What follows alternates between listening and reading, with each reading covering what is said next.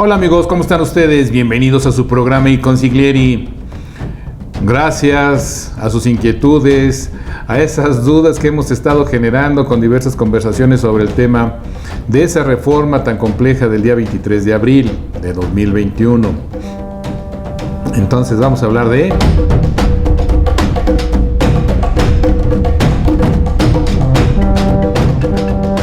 Podemos considerar las preguntas acerca de las prestadoras de personal que quieren mantenerse vigentes y los clientes de dichas prestadoras de personal. Es una situación muy importante que debemos de cuidar. Por principio de cuenta, recordemos que la obligación fundamental, por no decir absoluta hasta cierto punto, corresponde evidentemente a la prestadora de personal.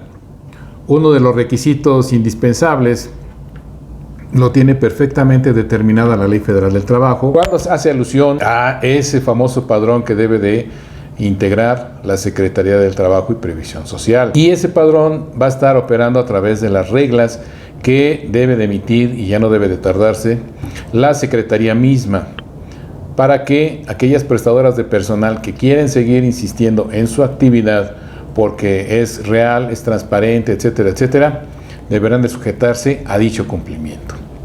Eso va a permitir que sean contratadas siempre y cuando a su vez tenga correspondencia los servicios ofrecidos con los clientes a donde vayan a desempeñar sus labores, ya que recordemos que técnicamente están prohibiendo la subcontratación a menos que se trate de trabajos especializados. Ahora bien, hay cuestiones muy controversiales. La primera de ellas, yo no me quiero inscribir, quiero operar, tenemos un riesgo gravísimo con unas sanciones de hasta 50,000 UDIs y obviamente todo tipo de consecuencias de carácter fiscal. La no deducibilidad, el incurrir en el tema de defraudación fiscal, etcétera, etcétera. Todo eso se va complicando para las dos partes, para la empresa que lo está haciendo y para la empresa que lo esté contratando y recibiendo. Así pues, entonces, en ese orden de ideas, es muy importante que nosotros tengamos en consideración el cumplimiento de obligaciones de una manera obligada, de una manera permanente. No hay pauta para poder decir o pretextar que se me olvidó tal o cual requisito. Es importante que ustedes lo consideren. Aquellas empresas que realmente se dedican a llevar a cabo la prestación de personal, pero de manera neutral, de manera profesional, no tienen ningún problema y podrán seguir operando.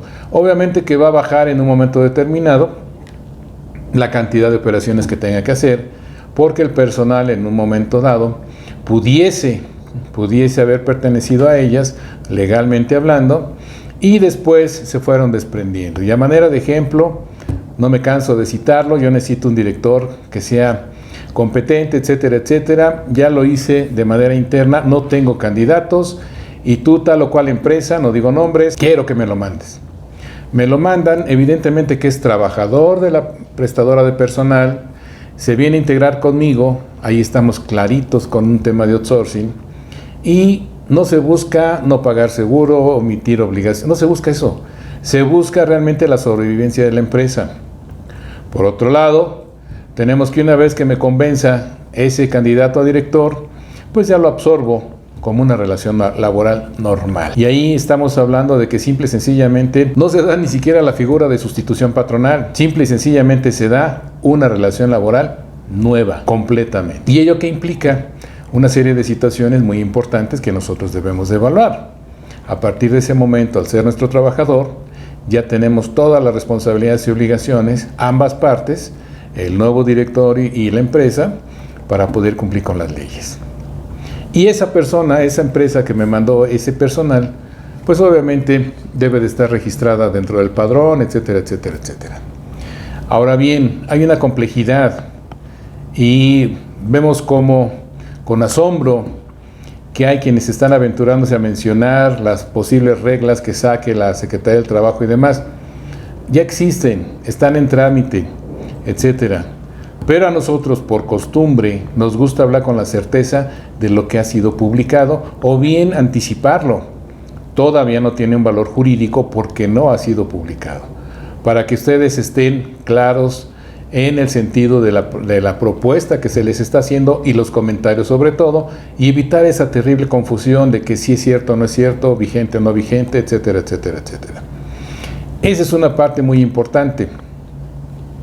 Sobre esa base, entonces, tenemos nosotros una controversia gratuita que no se está abordando, cuando menos en el proyecto, de reglas. ¿Qué se entiende por objeto social de las empresas? ¿Qué se entiende por actividad preponderante? Y sobre todo, una parte también sustancial. ¿Cómo la voy a definir yo como empresa? Porque si tenemos normas supletorias, pues hay bastantes. ¿Qué se entiende por primordial? ¿Va a ser en función de número de trabajadores, número de percepción? ¿Qué va a ser? ¿Qué va a ser? Esa es una parte muy importante. Y si obviamente no tenía trabajadores, pues ahora al tener trabajadores, no tengo más que de referencia la cuestión económica. Por eso es muy importante que las reglas sean complejas y completas, pero perfectamente entendibles para todas las partes, autoridades que las van a aplicar, particulares que las van a respetar. De otra manera, insisto, nos metemos en la complejidad de interpretaciones que las mismas disposiciones nos provocan, no nos permiten, nos provocan, y podemos caer en una situación muy desagradable de incumplimiento a juicio de la autoridad y que tengamos que acudir ante las autoridades jurisdiccionales para poder dirimir quién tiene o no la razón y en un momento determinado ganar. ¿Y qué me generó? Me generó costos, sanciones, riesgos innecesarios, quizás garantías en materia de créditos fiscales, etcétera. Todo ese tipo de costos, ¿gracias a qué? A esas normas que no están claras, que están incompletas. Por eso es importante que nosotros siempre consideremos qué vamos a hacer.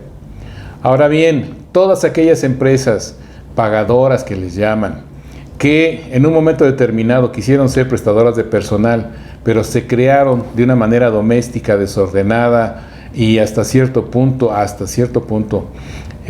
incumpliendo con las normas mínimas de ley, pues obviamente que tienen que desaparecer. ¿Por qué? Porque no van a poder cumplir con todos los requisitos que marca, cuando menos, las leyes, Seguro Social, Infonavit, y Federal del Trabajo. Por lo tanto, va a haber una depuración natural. Pero por contra, obviamente que para contratar a alguien que tenga esa calidad, pues simplemente va a tener que estar registrado. Pero aparte, recuerden ustedes, no nada más es que esté registrado, sino que haya concordancia entre las personas que voy a contratar con los requisitos de la ley. Trabajos especializados y que no correspondan a la actividad primordial ni al objeto social. Y eso ahí es donde va a haber una serie de controversias e interpretaciones de todo tipo, gracias a qué? A la falta de claridad de las disposiciones. Como siempre, ya sabes, si te gustó, por favor ese pulgar arriba, suscríbete, son gratuitas las suscripciones. Esa campanita te va a avisar cada vez que tengamos nosotros material nuevo a tu disposición. Y nos vemos en la que sigue.